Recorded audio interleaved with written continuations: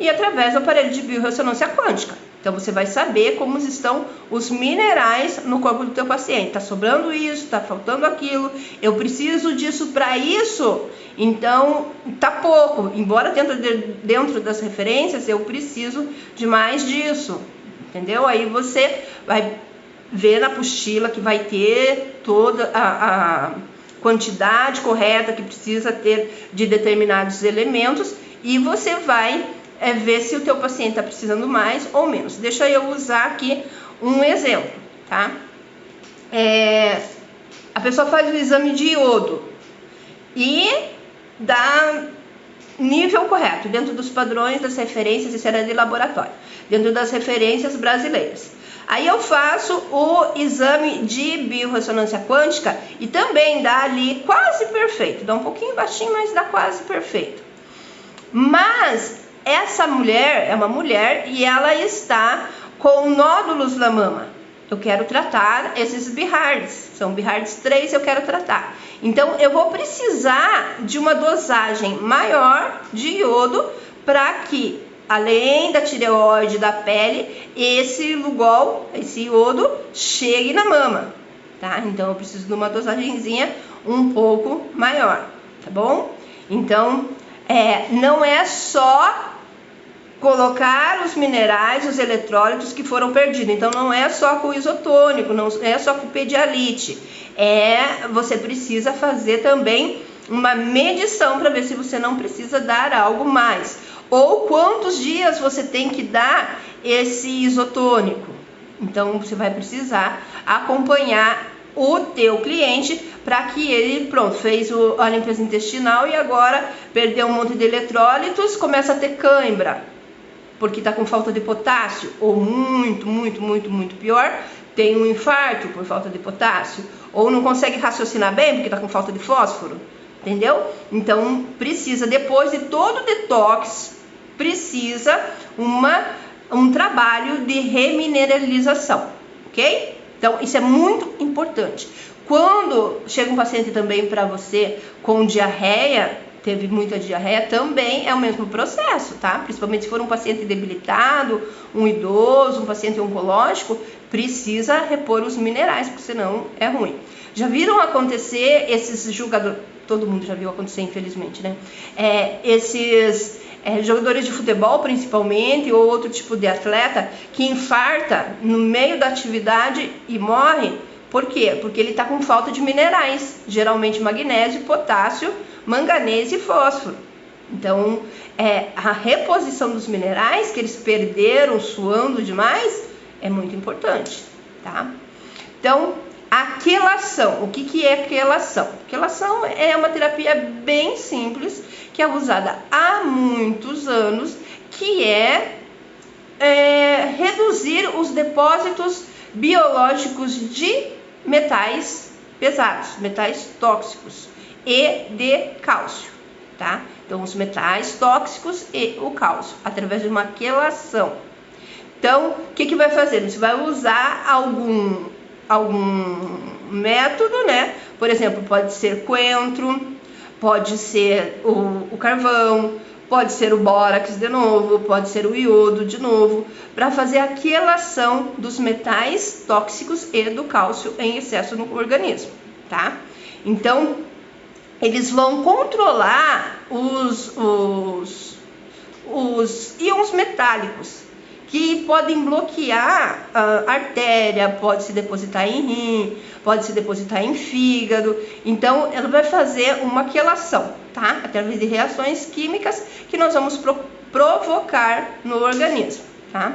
Então, nós vamos retirar, nós vamos aliviar a formação de radicais livres através da quelação, tá? Então, eu já falei de quelato e quelação na outra aula, então é por aí, tá? Então, use isso daí. Deixa eu ver. A gente já tem, sabe, um processo de quelação, gente, natural do organismo. Mas, infelizmente, a nossa intoxicação é tão grande que não tem, às vezes, a capacidade do organismo acaba ficando fraco. Então, a gente tem que fazer umas certas combinações. Então, eu coloquei aqui agentes que são quelantes, tá? Então, por exemplo, a cisteína. A cisteína, ela vai fazer um dos quelantes mais conhecidos, é a cisteína, tá? Então, ela vai fazer uma quelação de níquel, de cádmio, tá? E a dosagem tá na apostila a dosagem, tá? Então, entre 500 e 1000 miligramas 2 a 3 vezes por dia para fazer essa quelação. A glutationa também, ela também faz quelação, ela faz quelação de mercúrio, de níquel, de cádmio, de chumbo. O ácido cítrico. Ácido cítrico é muito bom porque você pode usar como temperinho da salada. Ele é azedinho, é uma delícia. Você pode usar como suco. A gente fala em casa aqui limonada falsa, tá? Então ele vai fazer uma quelação de cobre, de ferro, de alumínio, de chumbo, de cádmio, de cálcio, de bário, de estrônio, de magnésio. Eu acho que o ácido cítrico é o material mais quelante que existe, tá? DMSA, não é o DMSO que eu falei para vocês para usar para empurrar as coisas para dentro da pele, não, tá? DMSA é outra pessoa e ele faz a desintoxicação de chumbo, tá?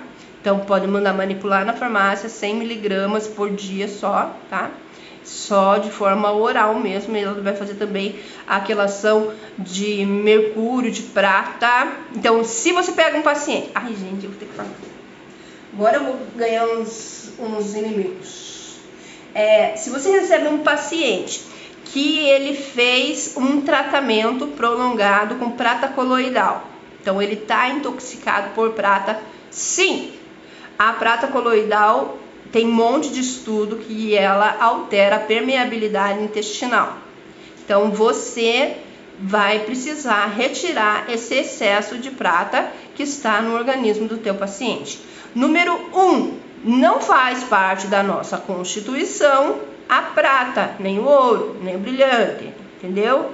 Não faz, Deus não colocou isso na gente. Então, se somos naturopatas, nós não combina trabalhar com isso, porque não faz parte da gente, entenderam?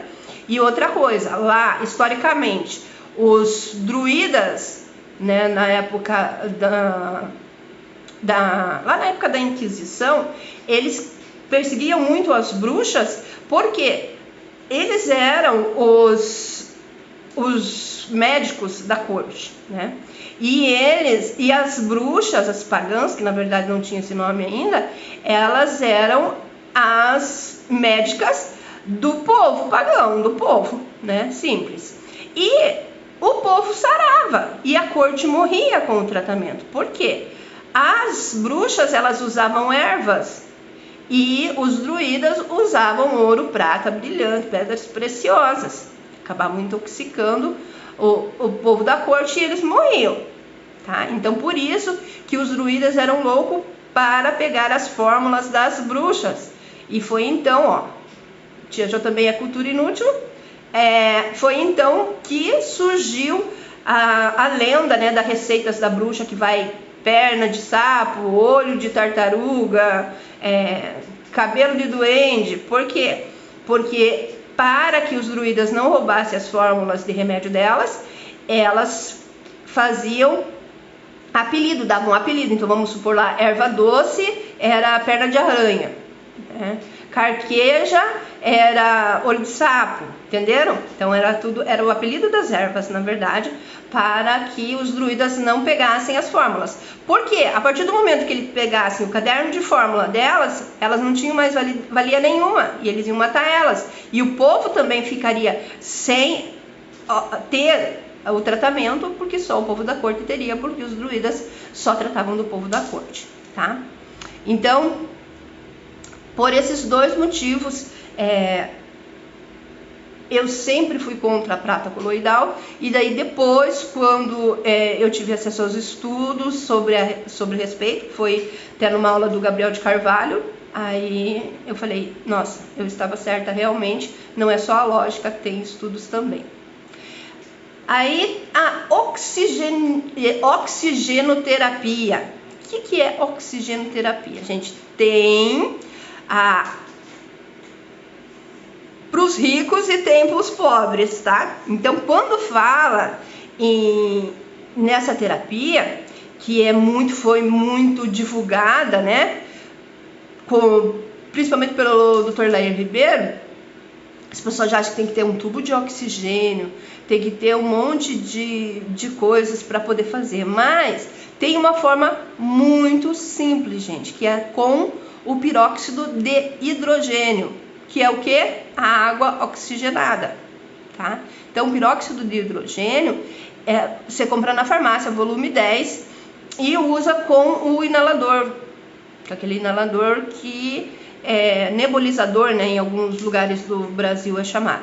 Então, começa a fazer com poucas gotas, né? Então, 5 ml de água para medicamento ou água de injeção. Não é legal usar o soro. Não falta usar o soro mesmo, mas é melhor água de medicamento ou água de injeção. 5 ml, 2 gotinhas de água oxigenada. Faz no primeiro dia assim. Não teve reação, não subiu a pressão, a pessoa não ficou agitada, vai subindo. A meta para um adulto é 1 ml de água, 10 ml de água de medicamento para 10 gotas de água oxigenada, tá? Mas vai aos poucos aí, porque só a pressão. Eu mesmo não posso fazer, tá? Com 10 ml de água, 2 gotas de água oxigenada, eu já passo mal. Minha pressão sobe, fica 3 dias para regular ela de novo. Então, tá bem explicadinho lá na apostila sobre como foi tratado com água oxigenada, como foi tratado com a terapia de Van Derne, né, que é com o tubo de oxigênio, e como foi feito na hiperbárica, tá? Que também é uma terapia de oxigenação que é super cara.